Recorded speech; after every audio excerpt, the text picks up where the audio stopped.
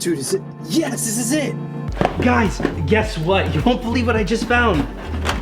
My Super Nintendo! Man, I used to freaking love this thing. We had such amazing games too, like Super Mario World, Donkey Kong Country, and dude, Link to the Past. Man, life was so much simpler back then. We didn't have these crazy mechanics in video games or controls, and games didn't take 80+ hours to beat. I mean, most of these took maybe a couple hours at most. But you know, now that I think about it, that's probably why I rented most of them, because I could finish them in about a week, maybe even less than that. But, you know, I'm just really excited to finally have this and just really, I don't even know where to start. Hang on, what's this? A lamp. What is this doing in here? You rang? Whoa! Who said that? It is I, the one, the only, And considered an impersonation for legal protection. Genie of the lamp!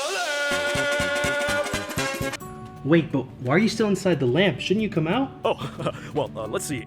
Limited budget, possible copyright infringement, and to be honest with you, I'm a little self-conscious because I gained a couple pounds. Oh, what is wrong with me? Okay, it's alright. You can stay in there if you want to, but look, tell you what, how about we play Aladdin on my Super Nintendo? Would that make you feel better? Oh, baby! You get to see me back in my heyday, back in my prime! Let's do this. Aladdin was an animated film released by Disney in 1992 that came out during what's known as the Disney Renaissance. That's an era where Disney was putting out some of those bangers, man, like The Little Mermaid, Beauty and the Beast, Pocahontas, and so many more. In this movie, we follow Aladdin, a street rat from the city of Agrabah who ends up finding a magic lamp with a genie and— oh, come on, you should already know the movie by now. Why do I have to explain it? Disney just released a live-action version of the film, and that one was divisive. But let's not get too off track here. They also released an Aladdin game for the Sega Genesis, but I've never played it. I mean, I should though, because in that one, Aladdin has a sword! A sword! Come on, Nintendo, what are you doing? Get with the times! Sword to hip, get it together, eh? Anyway, let's check out Aladdin on the Super Nintendo. So we're starting up in the streets of Agrabah. Say what? And right off the bat, you could tell that this is a 2D platformer, which was the go-to style for most Disney games that came out in this era. Oh yeah, I almost forgot to mention that this game was made by Capcom, and they made some solid games back in the day. So the goal is simple, we just have to get to the end of the stage while avoiding some enemies and obstacles. Aladdin can swing off poles and flip over enemies and barrels through the power of parkour! Parkour! I don't know how, but the game makes it really satisfying to pull off. Another good thing to mention is that the music is great. Now that's the happiest death I've ever heard. The only odd thing I have to say about the music is that it's not exactly like the movie. Like, take the first level's track as an example. It has a couple parts that are very similar and recognizable to One Jump Ahead from the film, but it's just different enough to not be considered a copy. However, we do get a couple of hits like Friend Like Me and A Whole New World, but that's for later. Now, the controls in general are pretty solid, so that means every mess up is your own fault. You can't put blame on anything else. If you're having trouble in a spot, well, it's simply because you suck at video games, so get good, bruh! Oh, hey, look, we found the magic carpet. I think I know what's coming up.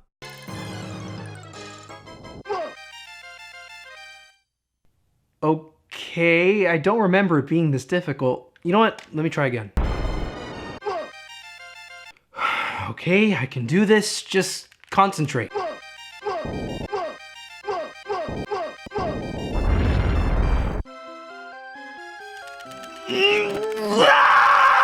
This has to be one of the most ridiculous parts of the game. Like, seriously, I can't get past this part.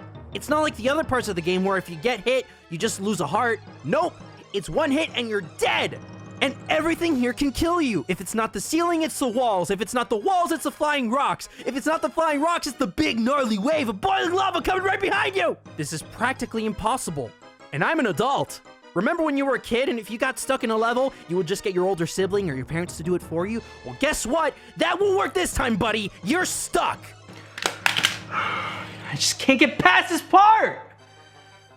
You know, whatever. I guess I just have to stop here. Now hold it there, compadre. Why don't you use one of your wishes? Wait, my wishes? Lou, you rub the lamp, you get 3 wishes. Don't you know how this works, kid? Why didn't you tell me this sooner? You know nothing of my work. Do you have any idea who you're talking to? But...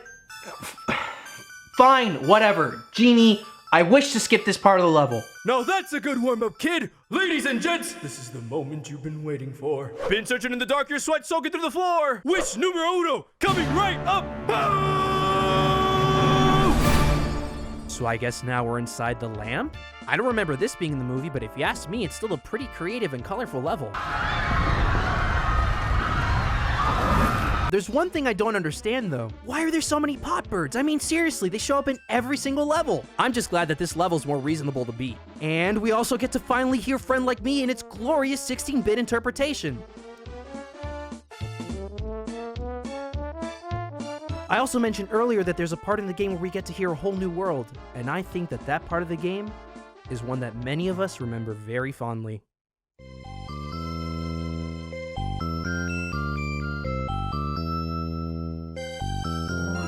Okay, this is one of my favorite levels in the game. You get to hear one of the classic tracks of the movie while casually flying on the magic carpet with Jasmine. And I know most of you had a big crush on her back then. Or still do. Please don't judge me. This is technically a bonus level, so all you have to do is collect the gems. Heck, you don't even have to if you don't want to. You could try to grab all of them, or just lay back and enjoy the ride. After that is the final level, where we have to run through the palace and eventually run into Jafar. He's pretty easy to beat. All you have to do is wait for him to throw down his staff so you can use it to get a boost and go parkour on him. If you get him mad enough, he'll summon some more pot birds, but joke's on him because we can use him as another boost to jump on him. Get him a couple more times and he'll eventually disappear and the battle is over. Or is it? Psych! The real final boss is Jafar in his snake form. I mean, the fight's pretty easy because at this point we already have a good understanding of the controls. And also 10 heart containers. So just a couple boops to the head and Snake Jafar goes down.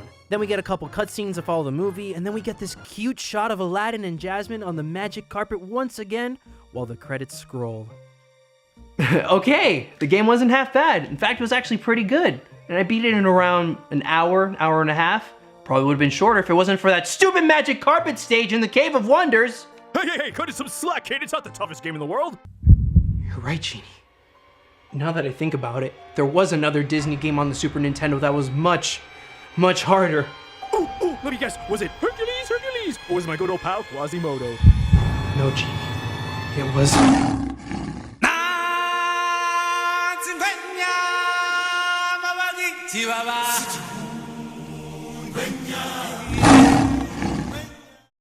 Hey, you made it! Thank you so much for watching. Be sure to like, comment, and subscribe if you liked the video. Also, if you want to have a conversation, follow me on my Twitch channel.